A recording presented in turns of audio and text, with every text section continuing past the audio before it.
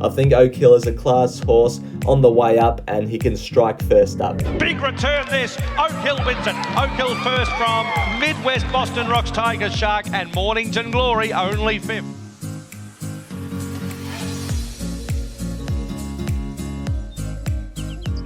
Hello everyone and welcome to another preview. What a day of racing we've got on Saturday. What a card at Caulfield. The Vane Stakes, the Quisette Stakes, the PB Lawrence. It just feels like spring is here already, even though we're still in winter. Some decent horses going around up in Sydney as well. Last week, just made a loss. If I hadn't have added in Hovland on race morning to my unit plays, I would have made profit, but it's easy to say that in hindsight.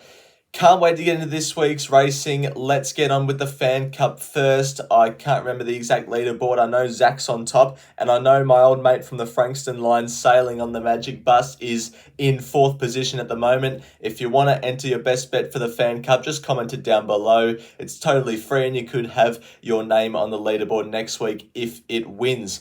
All right.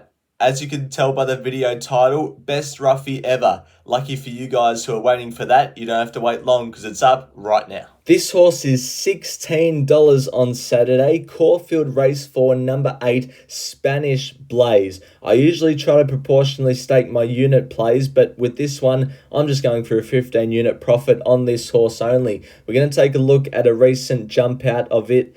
9th of July at Mornington, went to the line under no pressure whatsoever here. It was nice to visually look at. Has had a jump out since this Mornington jump out at Caulfield. This horse is first up. It comes from overseas, specifically England. It's had 4 wins from 14 starts. Usually when imports run in these types of races, they have 2,000 metre form and will be better suited over further. But no, this horse's best form comes at the 1,400 metre mark, so I think it can be highly competitive on Saturday. I think from gate 10 it can settle midfield, 3 wide with cover, or hopefully slots in one off the inside.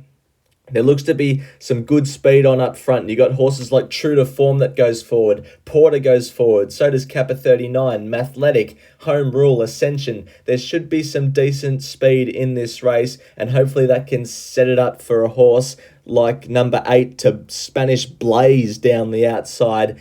And at $16, the good thing about backing this horse is no one knows what it's going to do. It might finish 9th and stink, but it might just be better than this grade. And I love the placement of this horse first up in a benchmark 84. Was given a handicap rating of 79. The Freedmans could have picked out a nice benchmark 78 either on a Saturday or potentially a Wednesday, and they could have claimed, but they're going, nah, we're going straight to an 84. 84s are usually pretty good this time of year as well, highly competitive, with some fit horses. And I think Spanish Blaze, especially at the price, is one of the best value horses I've seen for a long time. So Spanish Blaze, I'll be on. It's only a 1 in 16 chance of winning according to the market. Could it possibly finish 8th? Yes. Will it probably finish 8th? Yes. Do I care? No. I'm going to back it. I really like this horse's prospects. The very next race is the Group 3 Vane Stakes for the Colts and Geldings, and I'm not jumping off number 5, Jimmy Ricard. Those who follow the channel quite closely will know that I had it last start at Flemington when it won, paying $7. There's no reason, in my opinion, to jump off. We're going to take a look at that win at Flemington, where it should have won by further, beat a decent little 2-year-old, now 3-year-old called Bakash. This was over 1,200 metres. I think 1,100 metres is going to suit this horse. From gate 1, I expected to get the perfect run just in behind the leaders. The only query is that it's going to need a little bit of luck. It's a big horse that's drawn gate 1. It's going to need to get off the fence at some point. So hopefully Jamie Mellum can do that. She did it last time down the Flemington Straight. Now she just needs to do it at Caulfield. And I think Jimmy Ricard, this horse has some real upside, and I'm happy to be on. The other 3-year-old Group 3 is for fillies. It's the Quisette Stakes, also over 1,100 metres, and I'm with the ever so exciting Scenic Point. 2 units to win on at $2.70. This was its last start win at Caulfield in the reduced choice at listed level over 1100 metres. A field of 5 rounded them up like a really good filly here. She won on debut at Pakenham dominantly by 3.5 lengths. She's had 2 jump outs heading into this preparation, winning the most recent one. Daniel Stackhouse knows the horse really well. Could this horse deliver Stacky his first Group 1? I think it could. I do think it could. It looks to have some real upside. It was green as grass in that replay that we just took a look at. Hopefully she's learnt a bit from that campaign and can come back on Saturday with a bang. I'm hoping she can jump out okay from gate 2 and put herself within the first half of the field in run.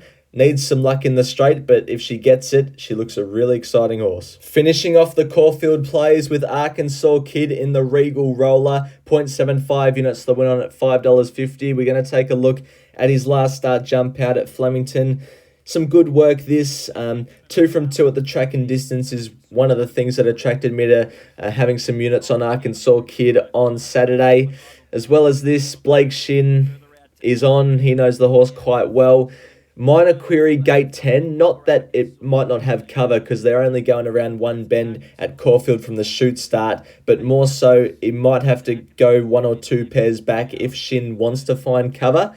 He's also got the 60 kilos, which under the handicap conditions I think is a negative. However, he is the best horse in the race, and you've got some horses on the 54 kilos that come through some benchmark races. Good first up, 2 from 6 first up. He loves Caulfield. He won this race last year, and I hope he can go back to back. I'm going to be doing a live stream tomorrow, not 4 p.m. It's 6 p.m. tomorrow for one Friday only, and then the rest will be 4 p.m. again. Last week was the start of the viewer voted algorithm, which worked out really well in terms of the live stream itself, and the results weren't too bad either. So if you can, make sure to tune in tomorrow night. Only 1 unit play at Rosehill, and it is in the highway. Race 2, number 3, Cranich. 0.75 units to win on at $5.50. We're going to take a look at its run 2 starts ago. This was over the 1600 metres at highway level behind Pensativa. In Summer finishes 3rd, and that horse looks to be quite smart. Cranich has had a run since this at Dubbo. It was just on Sunday gone, and it ran 2nd, beaten as a $1.65 favourite. Had to do some work in the early stages, which is what I think cost it. But it's now 6 days between runs. Gate 13, I'm hoping Zach Lloyd goes back and finds cover this start rather than trying to press on and look for the front like it did at Dubbo just last Sunday. And Cranich, you can see its last 5 or so runs. It's second, first, third, first. So it knows how to run well, and I'm hoping it can run well and win on Saturday. It's that time of the week. It's Last Man Standing. It's making its return for the first time since autumn, and these are the contestants we've got playing for this spring. Myself, last autumn's winner Sky High Horse Racing, 2 debutantes on the Last Man Standing scene, Hayden and Adzi, and also Cole, who's played before. Can't remember what year it was, but he has competed in Last Man Standing before, so he's back for the spring of 2025. Thanks to everyone who expressed their interest in wanting to join the Last Man Standing competition. I feel sorry for the people that didn't get in because I still haven't got the tips through yet from Sky High Horse Racing or Cole from this week. So they're going to be copping $50 deductions, and their bets will be available if they send them through on Saturday morning on the YouTube community tab, so make sure to look out for that. This is what we're doing this week. I'm going for $50 each way on Spanish Blaze to hopefully jump way ahead of the competition early on in the piece. Hayden's going to have a $50 win all up, stylish in race 4 at Caulfield into Romeo's Choice in the last at Rosehill, and then he's going to have a $10 win all up and $10 on each leg of a trebles parlay in this set of 4 horses. If you don't know what a trebles parlay is, it pretty much means he's having $10 on each treble combination in this set of 4. So for example, he'll have $10 on the race 3, race 4, race 7 combination, the race 3, race 4, race 8 combination, and so on. There's 4 combinations in there, so all up it's 40. And those horses are Bossy Bonita, Stylish, Arkansas Kid, and also Private Eye. And then we'll go on to what Adzi's doing. He's having 25 each way on Shining Smile, $20 the win, all that pizzazz at Doomben, 10 each way on Kira,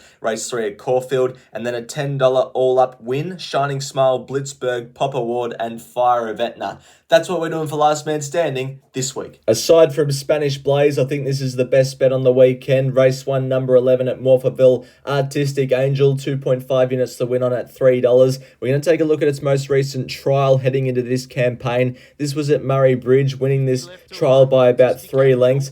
Wanted to, and we'll see this later in the replay, but wanted to duck in at the last 50 metres of this jump out, so that just tells me that this horse needs the fence. Lucky it has some good early speed because it should lead this race and find the inside. This horse is breeding Flying Artie out of Salome, 2 very precocious 2-year-olds. This horse had 3 runs in its first campaign.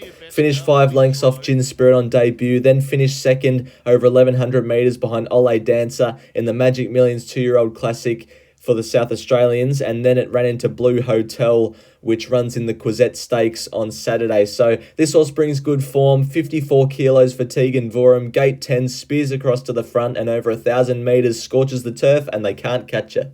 We're going to switch things up a bit. We're going to do Drift or Firm first and then get on to Doomben. So the horse I think is going to Firm.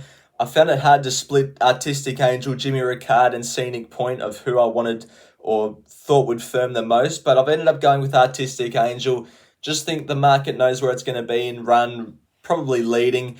1,000 metres right up its alley. It's come back well this preparation, it seems like, with a really good trial. So I think the market will gravitate towards this horse. At least I hope they do. And I can feel good about securing the $3. In terms of drifting, I think Arkansas Kid might get out in the market. I just think the big weight combined with the wide draw, combined with lacking race fitness, I think the market might take a set against Arkansas Kid. And depending on the deductions, we might get $7 or $7.50 come jump time. So I think Arkansas Kid might drift and hopefully Artistic Angel confirm. And at Doomben, I'm going to go for 1.5 units to the win on race 3, number 10, Surprise Honey at the $3.20 mark. This was her last start run at Eagle Farm. This was a Wednesday race, benchmark 65, 1,000 metres. Now, she was in the best ground this day and was first up, got bloused by Fragile Love, who's quite a good mare, good handy mare, Fragile Love. Second up will be fitter for this performance. Emily Lang again claims 1.5 kilos, bring it down to 57 kilos. From gate 6, I think gets an ideal run. Don't know whether they want to press forward to lead or settle right in behind the leaders. Regardless, I think it's going to get a very good run throughout. Surprise Honey, and looks like a good race for it on paper. On Saturday, I'm with it. All right, time for Let It Ride. We had Raises the place last week up at Eagle Farm. I think after deductions, only got about $1.05 the place, so it's a very steady upward trend at the moment. However, we've got a bit bigger price this week for Artistic Angel to place. Currently $1.55 on Bet365, the place for this horse. So hopefully, as I've said many times, we know where it's going to be out in front, and hopefully if something blouses it, it can hold on for a place. Well, thanks everyone for watching this week's preview. Currently a 9.5 unit spend. Make sure to check the YouTube community tab on Race Morning for my full unit plays, as well as the viewer voted algorithm tips, as well as the Last Man Standing from Sky High Horse Racing and Cole. Going to be a great weekend of racing. Can't wait for Saturday. Hopefully it's a profitable day. Thanks everyone again for watching, and until next video, bye for now.